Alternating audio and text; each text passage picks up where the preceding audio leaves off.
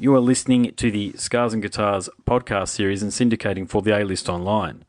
My name's Andrew Mackay-Smith, and the conversation you're about to tune into features Mario Rubalcaba, who is the outstanding drummer and percussionist in From The Crypt and Earthless. The reason for the chat is to promote Earthless's upcoming February 2019 tour of Australia. There are far too many dates for me to read out, but I will mention that they are playing the Gold Coast at Miami Tavern on Wednesday, the 6th of March. I will try and get along to that particular show. So here he is, Mario from the bands Earthless and From The Crypt. The wonders of multinational, omnipresent, omni-channel communication. Yeah, indeed, man. I was sitting here waiting and stuff. I'm like, I wonder why my phone's not ringing. I had turned the ringer on and all that, and then I let Anna know, and I'm like, what's going on? And she's like, hey, it's like, make sure your Skype, your volume's up. And then I went to the account, and then it was like, have you, it's all signed in and all this. And then I forgot it when I got a brand new phone.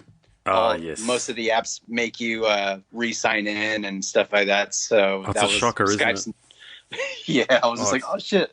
It's so bad these days, isn't it? It's what I noticed too. If you've got any applications that are associated with Skype, occasionally they will log you out because they want to do an update.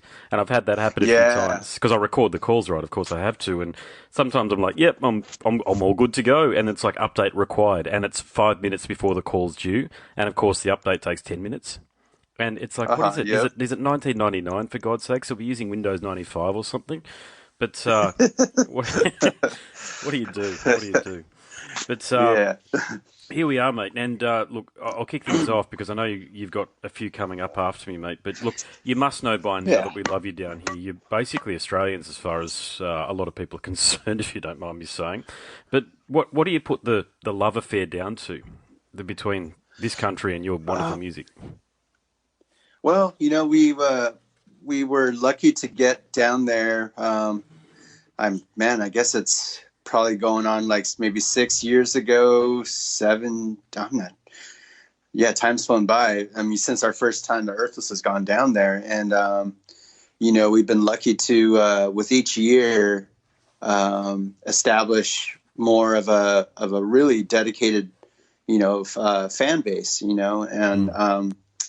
and I think just there's just something that really kind of blends together really well with, I think, just our personalities. With like, we have really good friends down there, and with like our buddy Tim Guitars, he's in Brisbane. Yeah. And then in every city we seem to connected really well with a bunch of people, and I think from that establishing that kind of a core relationship and friendships that has, I think it's transpired down the line with meeting people along the way and just like having good times. And I still think that's one of the cool things I think about music is that there's still that infectious kind of a thing with live music that if a couple people go and see a show that they really dig and really like, they're going to go tell their friends, and hopefully they tell their friends, and stuff can still spread a little bit in that old fashioned way. But we just always have had a really good time with Australia, and so we're really happy to come back after a couple years. Yeah, sweet. And look, you have talking about the live shows, you've actually got almost as many live albums out as you've got studio albums. So for as far as many are concerned, mate, you are the vanguard for no bullshit, loud, four to the floor rock and roll. So what's the inspiration behind putting on such a raucous live show? Because to be honest, man, a lot of bands don't bring it, do they? They sort of get up there, and touring's hard. I get it's a grind, but you guys don't do that. Every show you seem to play it like as if it's your last. Yeah, to me personally, I think that's just the way you got to do it. That's just how I've been brought up to make it happen. It's one thing to be in the studio and focus on a record, and you can dress it up and really make it look pretty and stuff. But at the end of the day, some bands you can't always replicate what you do on record the same way. But my training, I guess, growing up as a kid was that, if you're out there in front of people, in front of a crowd, it's like you you better give it all you got, and do your best to make it as effective and bring that message as strong as possible. I and just always reading like some older magazines or books on bands that I looked up to. It was kind of a competitive era, you know what I mean, in the 60s or 70s and stuff, where it was like, you know what, we're gonna blow this band off the stage, like the supporting band, we're gonna blow the headliners off the stage. That was like, it was kind of a fun competition, but still it was like, yeah, let's do this, let's kick ass. Who do you prefer? Do you prefer Old Maiden or Old Priest? I would say, well, I like old versions of both, but with Maiden, there's a different singer, so that's what I consider the old Maiden. Yeah. But then with Priest, I go all the way up into Screaming for Vengeance. That's like the last record, and then I kind of cut off after that. But I like everything up until Screaming for Vengeance. Yeah, I'm with you there. Actually, Painkiller was pretty good too, but yeah, I didn't like a lot of their late 80s stuff at all. It must be said. I'm not really sure what they were trying to do there. I mean, they're entitled to do whatever they wanted to do, particularly at the time, and change their sound for the time. But yeah, I was watching a video of Electric Eye last night. Yeah, and my God, holy shit, were they a fantastic band live? God, man, totally. They were burning. Like the last time I saw them play was I think it was probably maybe a little after Painkiller, around there, but it was like it was Slayer opening up for them, and I was probably like 15 or 16, but I went for Slayer, and at that time Priest was still decent, but they were playing the newer stuff that I wasn't as stoked on, but yeah, it was still a good show. Hey, the other thing that you do, I didn't realise this until I started doing a bit of research, because of course you got your own Wikipedia page, but you play in one of my favourite bands of all time, which is Rocket from the Crypt. I didn't even know that. I don't know how that escaped me, because I've actually got the albums that you're playing on. What's the? I mean, it might be hard to answer this question in one respect, but they're two very different bands, aren't they? Earthless and Rocket from the Crypt. But what do you think is the main difference between the two in terms of your approach to drumming?